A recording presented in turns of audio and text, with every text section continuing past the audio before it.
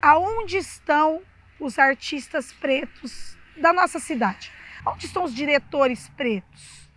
Onde estão os atores, músicos, iluminadores, técnicos?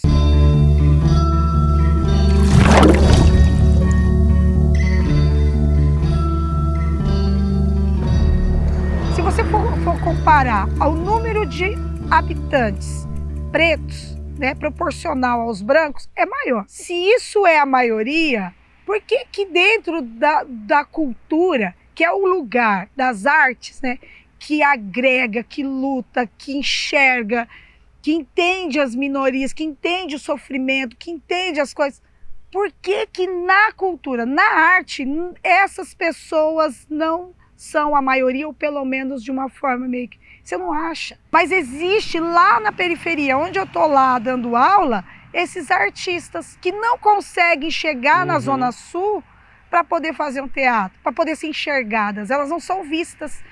Ou elas tentam, mas pelo poder aquisitivo, né? Não tem dinheiro, não tem grana, tem que ajudar a sustentar em casa. Trabalhar, né? Filho, você não vai fazer teatro final de semana. Nem de final de semana e nem quando der, porque não dá. Porque as companhias também não vão poder trazer uma pessoa que ela não vai poder estar aqui o tempo todo, porque ela tem que ajudar em casa. A gente ainda não tem uma equidade, a gente ainda não tem espaços para a gente se expressar com igualdade. Na arte isso é muito latente, porque, infelizmente, pensar com liberdade, ter liberdade para pensar, para criar, para se expressar, ainda é restrito a uma elite, a quem pode fazer isso, né? As outras pessoas que não fazem parte da situação privilegiada, né? Que são as pessoas brancas, que são as pessoas ricas, que são os homens, elas ainda estão muito atrás, né, e muito à parte do que é considerado arte, do que é considerado valorizado. Se falava muito assim, né? Ai, a gente vive uma crise existencial. Mas que crise é essa, né? O que gera, o que dispara isso? Então eu sempre fui muito questionadora. E dentro desse processo de pesquisa, os trabalhos que às vezes são ofertados, não tinha espaço para questionar essa existência, até a questão da pretitude mesmo, da mulheridade, dos gêneros em si, né?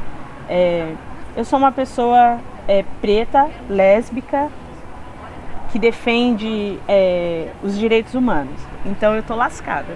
Num país que é perigosíssimo. É o combo. Um país que é perigosíssimo para quem é ativista de direitos humanos, ativista LGBTQIA+, ativista negra. Mas como ressignificar isso de uma forma a ser crítica e ao mesmo tempo também ser artística, né? Então eu venho muito nessa base, assim. Então todo o processo que eu vou trabalhar, eu faço esse mesmo enquadramento, assim, será que eu consigo me posicionar através dessa personagem, ou desse texto, ou dessa obra em si? Também veio trabalhando uma questão da escrita. Nesse período de pandemia eu tive bastante tempo para escrever, e assim, lógico, ainda com as minhas inseguranças e imaturidade nas dramaturgias, mas hoje a gente vê tanta coisa bacana surgindo, né, e inovando mesmo o mercado dramatúrgico, teatral. Uma coisa que cada vez mais, e antes eu falava e tinha outros porquês com 15, 16, 17 anos, e hoje eu vejo cada vez mais potência de ser uma pessoa que começou a fazer teatro num projeto social, super gracinha, e entender o que é esse projeto social, o que é eu pensando com 23 anos naquele projeto social.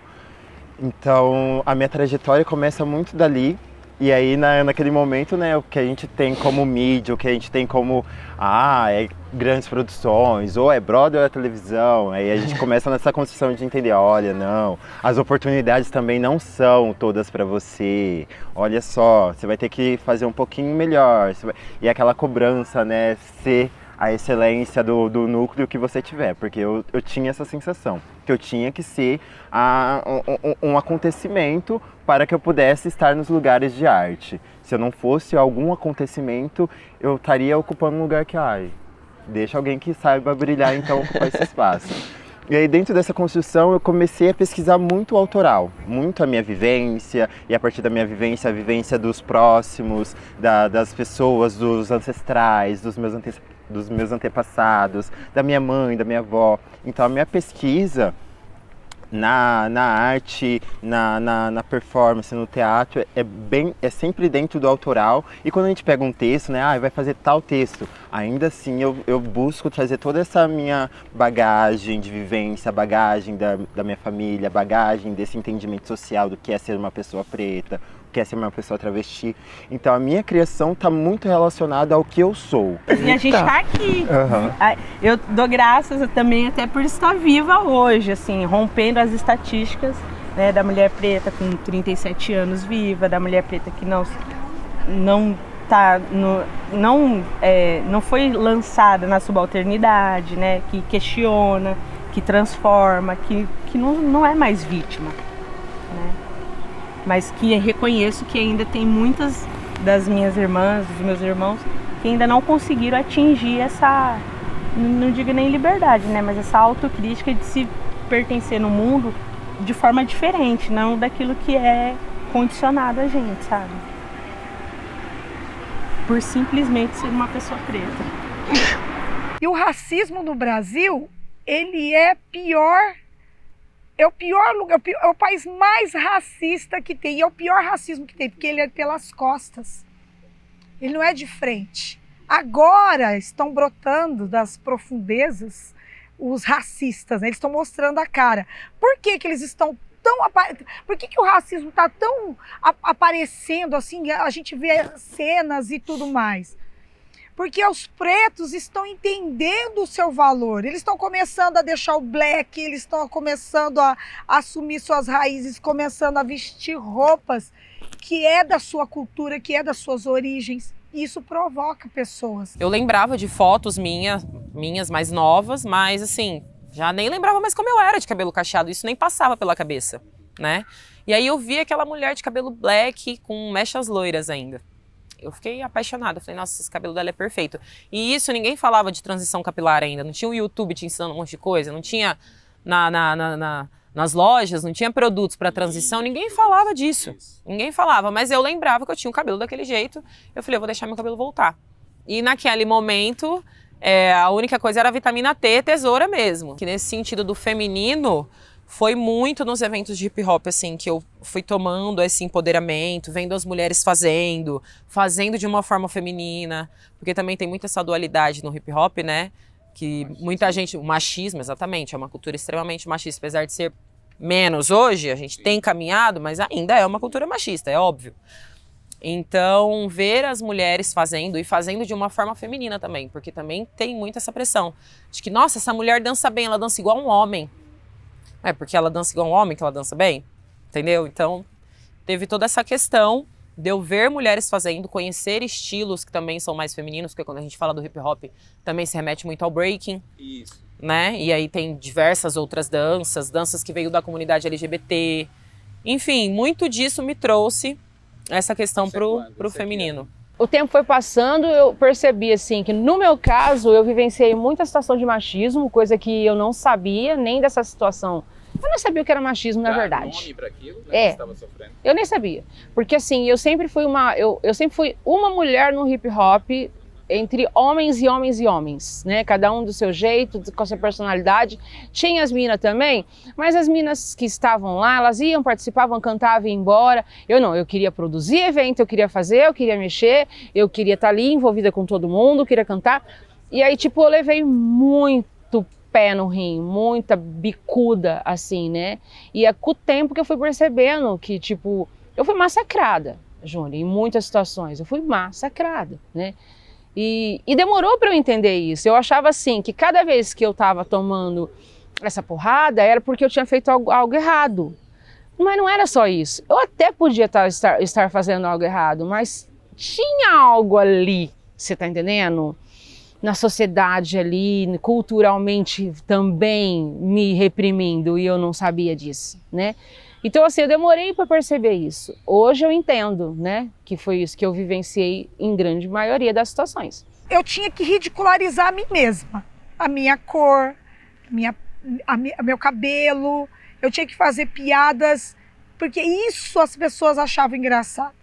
E eu não era isso. Eu sou engraçada. Eu sou engraçada.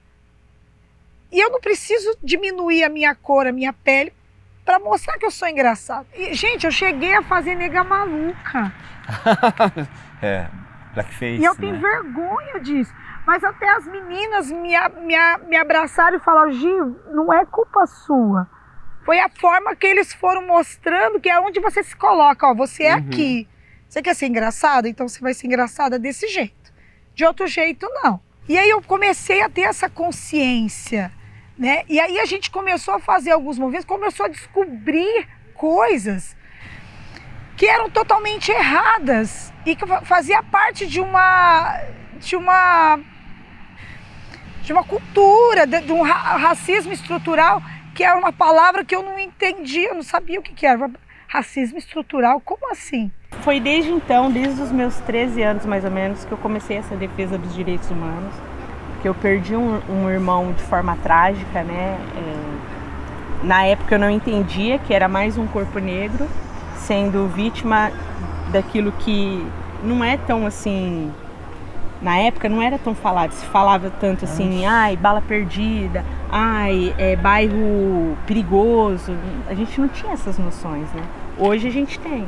Mas intuitivamente eu comecei essa defesa de que meu irmão não era um bandido, meu irmão não era um traficante, meu irmão estudava, meu irmão trabalhava, meu irmão foi uma vítima do sistema, sim.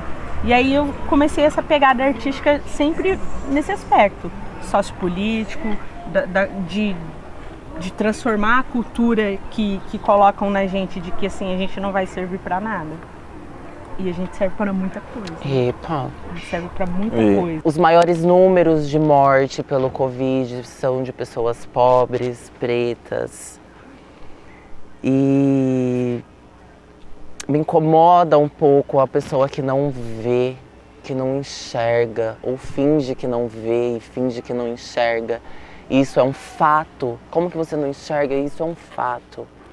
Pessoas pretas morrem em maior quantidade. E é isso, a gente sabe quem tem valor, quem tem preço, a gente sabe quanto custa um corpo preto, a gente sabe do valor que o corpo preto tem. E vou bater nessa tecla enquanto for necessário, sabe? E vou falar sobre isso enquanto for necessário.